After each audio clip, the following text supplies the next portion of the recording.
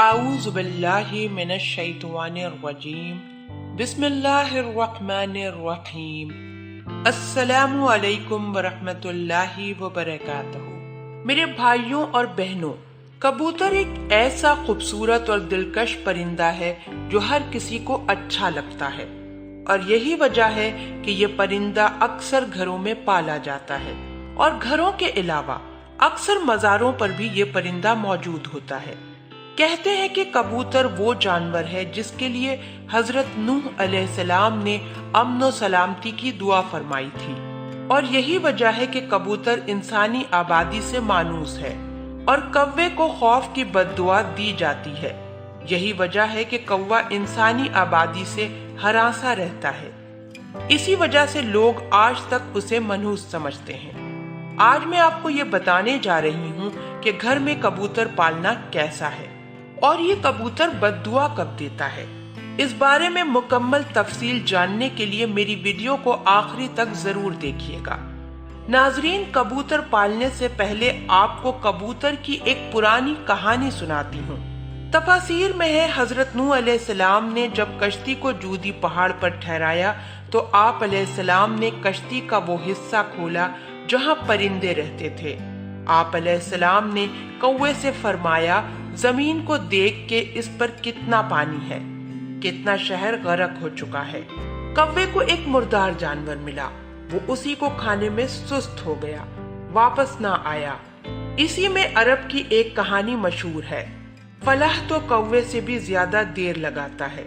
چنانچہ حضرت نوح علیہ السلام کو خشک اور سخت زمین کی ضرورت تھی، اسی لیے اس کے دیر کرنے پر کبوتر کو بھیج دیا۔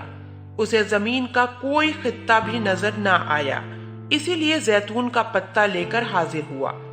اس سے حضرت نوح علیہ السلام نے اندازہ لگایا کہ پانی کم ہے، جس سے درخت ظاہر ہو گئے ہیں، لیکن زیر آب ہے۔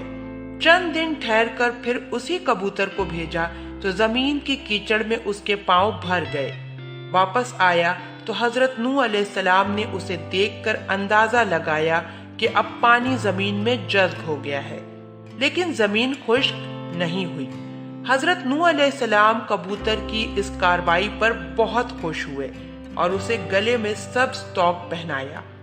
آج وہی توق کبوتر کی خوشبختی کی خبر دیتا ہے، اور ساتھ ہی حضرت نوح علیہ السلام نے کبوتر کے لیے امن و سلامتی کی دعا فرمائی۔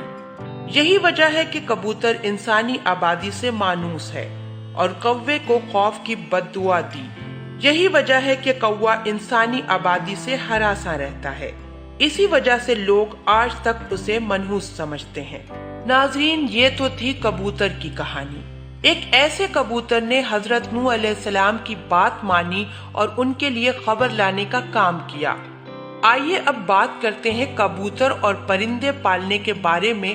تو ناظرین، اس حوالے سے آپ کو بتاتی چلوں کہ فقہ کے نزدیک شوقیہ پرندے رکھنا اور پالنا جائز اور مباح ہے، بشرط یہ کہ ان کی غذا، سردی، گرمی اور بارش سے حفاظت کا مناسب بندوبست کیا جائے، اور جب اہل خانہ کہیں باہر جائیں تو ان کی غذا اور دیکھ بھال کا کوئی مناسب انتظام کر کے جائیں۔ روایت میں آتا ہے کہ سید انس رضی اللہ تعالی عنہ کے چھوٹے بھائی نے ایک پرندہ پال رکھا تھا۔ جب رسول پاک صلی اللہ علیہ وآلہ وسلم ان کے ہاں تشریف لائے تو اس سے کہتے، اے ابو عمیر، پرندے نے کیا کیا؟ روایت صحیح بخاری حدیث نمبر 6129۔ یہ حدیث اس بات کی دلیل ہے کہ آپ صلی اللہ علیہ وآلہ وسلم نے پرندے رکھنے سے منع نہیں فرمایا۔ اگر گھر میں پرندہ پالنا منع ہوتا تو آپ صلی اللہ علیہ وآلہ وسلم ضرور انس رضی اللہ تعالی عنہ کے بھائی کو اس بات سے منع فرماتے۔ ناظرین، اسی روایت کی بنیاد پر یہ کہا جاتا ہے کہ گھر میں پرندوں کا پالنا جائز ہے۔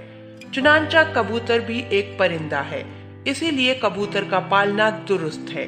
یاد رہے کہ پرندے کو ستانے کے بارے میں ممانعت ہے، جیسا کہ ابو داؤد میں حضرت عبید اللہ بن مسعود رضی اللہ تعالی عنہ کی روایت کردہ ایک حدیث میں کبوتر کا ذکر ہے، جس میں کبوتر रसूल अल्लाह सल्लल्लाहु अलैहि वसल्लम के सरे मुबारक के ऊपर मंडला रहा था और अपनी जबान में शिकायत कर रहा था कि किसी ने इसके घोंसले से अंडे उठा लिए हैं।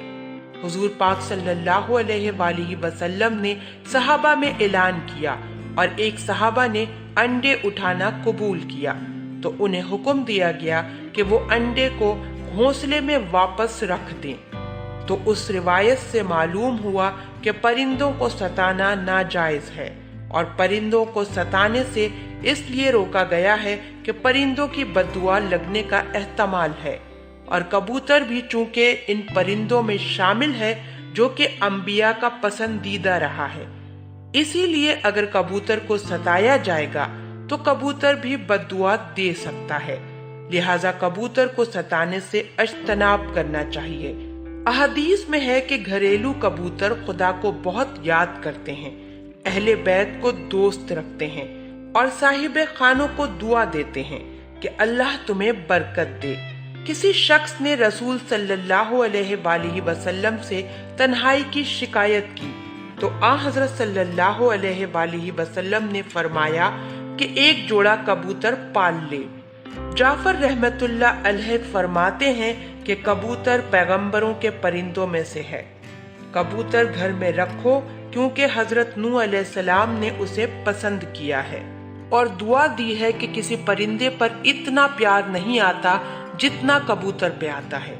आपने फरमाया जिस घर में कबूतर हों उस घर के रहने वाले जिनों की आफतों से महफूज रहेंगे, क्योंकि जिनों के बच्चे भी घर में खेलते फिरते हैं। जिस घर में कबूतर होते हैं वो इनसे मशगूल रहते हैं और आदमियों की तरफ मतवज्जो नहीं होते। इसी तरह एक और रिवायत में आता है कि कबूतर का जो पर झड़ता है वो शयातीन की नफरत और भागने का सबब होता है। मेरी बहनों और मेरे भाइयों, इन रिवायत से मालूम हुई कि कबूतर का घर में पालना मौजिब बरकत है।